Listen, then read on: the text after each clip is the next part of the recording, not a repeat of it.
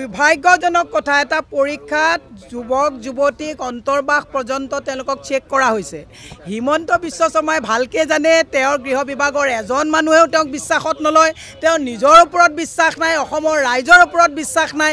গতিকে এই কামটো কৰিবলগীয়া হৈছে, কাৰণ হিমন্ত বিশ্ব শৰ্মাই তেওঁৰ পুলিচে তাৰলৈকে যদি আপোনাৰ পৰীক্ষা নকৰে, এজন অচিয়ে 60 লাখ টকা ট্ৰেডিঙত আপোনাৰ ইনভেষ্ট কৰিব পাৰে নেকি? তেওঁৰ নাকৰ তলদিয়ে দুৰ্নীতি হৈ আছে। হিমন্ত বিশ্ব শৰ্মাৰ ভয় হৈছে যে তেওঁ দিছপুৰৰ ঘৰলৈ চাগে তেওঁলোকৰ মানুহবিলাকে তেনেকৈ চাগে অবৈধ ড্ৰাগছ কিবা বস্তু আনে, গতিকে তেওঁলোকে তেনেকৈ চাইছে। এগৰাকী পৰীক্ষাৰ্থীক যদি তেনেকৈ আতিশায্যত চলায়, তেওঁ পৰীক্ষা দিবৰ কাৰণে মানসিকভাৱে তেওঁ সবল হৈ থাকিব পাৰে নেকি? মুখ্যমন্ত্ৰীক একচুৱেলি চাৰিওফালৰ পৰা অযোগ্য ঘোষণা কৰিব লাগে। গৃহ বিভাগৰ দায়িত্বত ফেইল হৈছে, আৰু সেইকাৰণে মই কৈছোঁ এইজন মুখ্যমন্ত্ৰীয়ে গৃহ বিভাগ চলাব পৰা নাই। মই সদায় কৈছোঁ অতৃপ্ত আত্মা, না নিজে সুখত থাকে, না অসমৰ ৰাইজক সুখত থাকিব দিছে, না ল'ৰা ছোৱালীক সুখত থাকিবলৈ দিছে, না নিজৰ পৰিয়াল সুখত আছে। লাগে আৰু লাগে, যি দেখে তাকে লাগে। উদক ভেটাৰখীয়া দিয়া হৈছে। ৰাইজক কৈছোঁ উদে বহুত খালে, এতিয়া এই উদক আৰু ভেটাৰখীয়া হিচাপে দিয়াটো একচুৱেলি অসমৰ ৰাইজে ভুল হ'ব।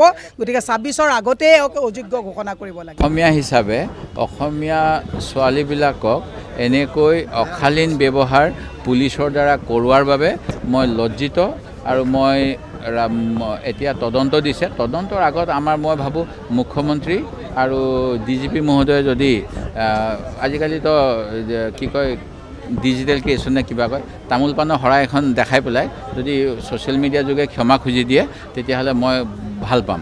এই কথাটো এইকাৰণে ক'ব লগা হৈছে, কিয় এনেকুৱা এটা পৰিস্থিতিলৈ আনিলে?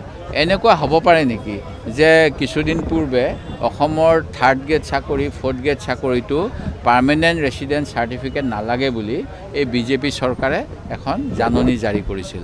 এই জাননীখন যি সময়ত মুখ্যমন্ত্ৰী মহোদয় নিজৰ বুকুত হাত থৈ কয় যে মই অসম চুক্তিৰ 5 নং দফা, অসম চুক্তিৰ 6 নং দফা, এইবিলাকত যি অসমীয়াৰ স্বাৰ্থ, খিলঞ্জীয়াৰ স্বাৰ্থ ৰক্ষাৰ কথা আছে, তাৰ কাৰণে কাম কৰিছোঁ। তেনে সময়ত তেওঁৰ নাকৰ তলেদি কেনেকৈ বহিৰাগতক নিযুক্তি দিয়াৰ সুবিধা কৰা এটা অৰ্ডাৰ ওলাইছিল।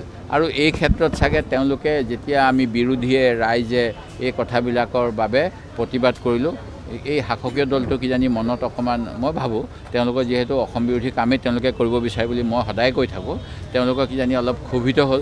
সেইকাৰণে অসমীয়া ল'ৰা ছোৱালীয়ে যিহেতু চাকৰি পাবই, PRC যেতিয়া লগাৰ ব্যৱস্থা হ'ল, অপমানিত কৰিয়ে চাকৰিটো দিওঁ বুলি এই ব্যৱস্থা কৰিলে নেকি মই ভাবোঁ। সেই গতিকে তদন্ত বাদ দি প্ৰথম কথা আমি লাজ পাইছোঁ, আৰু সেই গতিকে দেশৰ ৰাজ্যৰ মুৰব্বী হিচাপে মুখ্যমন্ত্ৰীয়েও ক্ষমা খোজা উচিত চৰ্তহীনভাৱে। গৃহমন্ত্ৰী হিচাপে তেখেতে DGP আৰু সকলো SP কেও এনেকুৱা যদি কৰিছিলে তেওঁলোকে ক্ষমা খুজিবলৈ ক'ব লাগে।